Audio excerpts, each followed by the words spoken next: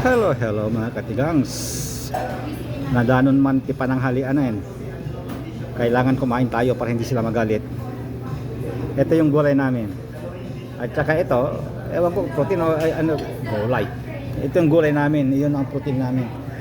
Ito yung bukol ti utong. Pinto beans. Ang kaanin namin ngayon ay seafood paella. Medyo nakadali yata, kaya nagpaella sila, seafood paella. Kung sa atin naman ito, arroz valenciana ang tawag yata. At saka ang soup namin ay parang hindi magandang pangalan gazpacho. Parang naimpacho. Gazpacho ang pangalan ng soup. Tikman natin yung gazpacho, kung anong lasa yung gazpacho. Ilalagay ko sa sa pangalan to pag i-download ko.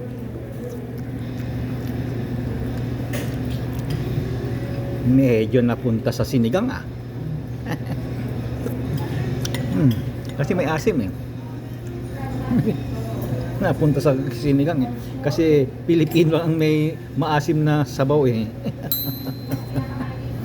ganito siguro. At saka yung aking panulak ay patikim ng pinya na pinigaan ko ng 2 hiwang lemon. Kaya ngayon ay may chicken pa pala kami, hindi ko na yung chicken namin, ewan ko anong luto yan, pero napuno ng tomato sauce Okay mga katigang, basta may naluto, hinain, kainin. Okay, bye bye.